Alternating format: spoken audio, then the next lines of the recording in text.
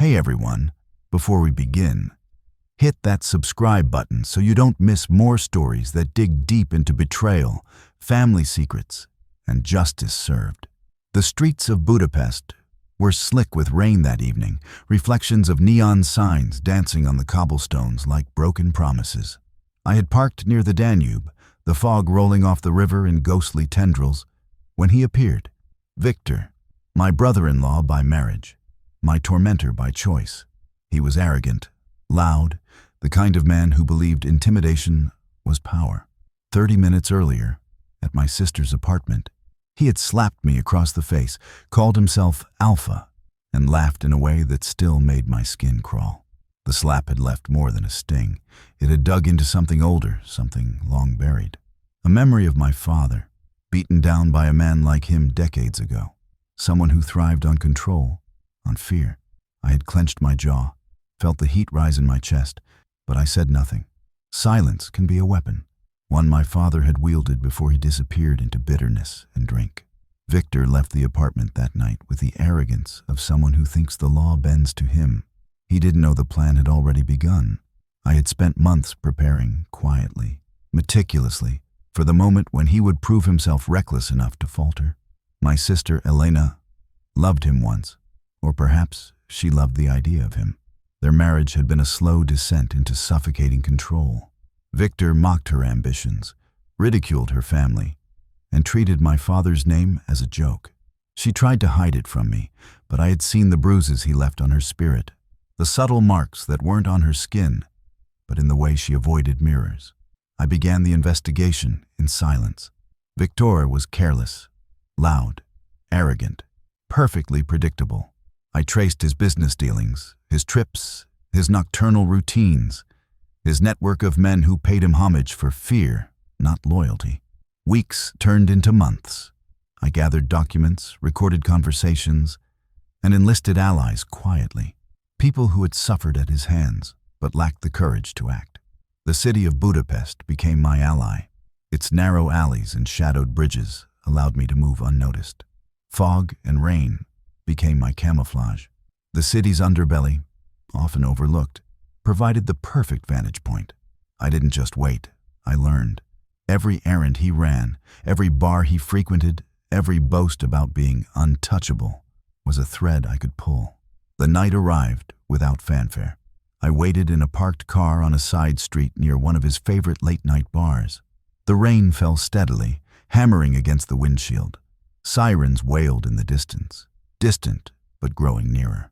Victor exited the bar, drunk on pride and whiskey, muttering threats to passers-by. He was exactly where I needed him.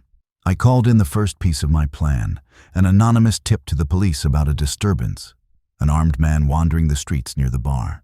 The description was precise. Victor, drunk, aggressive, and unarmed. Within minutes, lights cut through the fog. Sirens, now blaring, announced arrival in a way he could neither ignore nor escape. Victor froze. For the first time, I saw fear, not fleeting but deep, consuming. He stumbled, hands raised in disbelief, and I watched as his world shifted in 30 minutes. The exact measure between arrogance and consequence. The officers approached. I stayed in the shadows, wet coat plastered to my skin, watching as they questioned him. He tried to bluff, tried to assert dominance, but the evidence was there. Complaints, prior disturbances, recorded threats, and my anonymous tip. The arrogance that had marked him his entire life crumbled under scrutiny. Elena had followed at a distance. She'd seen the slap, had felt the years of humiliation alongside me. But tonight, she saw something else. Justice, not mine alone, but hers too. Victor was led away, shouting, humiliated not by strangers, but by the rules he had always mocked. Weeks later, the aftermath settled over Budapest like a quiet snowfall. Victor's businesses faltered as authorities dug into his finances. Allies turned away once they realized the ground beneath them was no longer stable. Elena began to reclaim her life, her apartment, her ambitions. She spoke to me once, voice trembling but steady. You didn't just protect me, you ended him. No, I said. I just gave him a chance to meet the consequences of his own actions. I learned then that revenge isn't about hatred. It isn't about violence or spectacle. It is about patience, clarity, and precision. It is about allowing someone to confront the truth they have long ignored, giving them a mirror they cannot break. Months passed. Victor's shadow no longer loomed over our family. Elena flourished, attending exhibitions she once dreamed of, speaking to friends she had lost touch with, smiling without fear. Budapest continued its rhythms.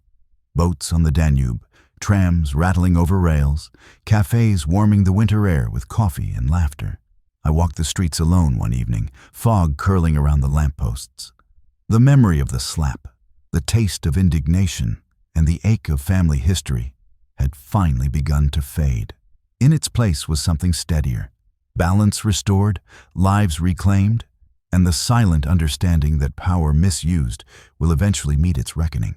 The sirens had been the signal, but the lesson was mine. Strength is not in dominance, but in patience, in intelligence, and in the unwavering pursuit of justice.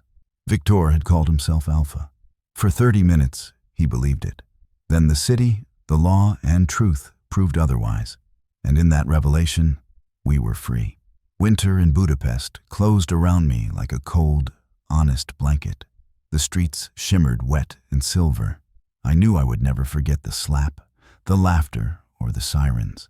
But I also knew I would never again be powerless. Some moments are measured in seconds, some in years. But justice, when patiently orchestrated, always arrives. And when it does, it carries with it the quiet satisfaction of the inevitable.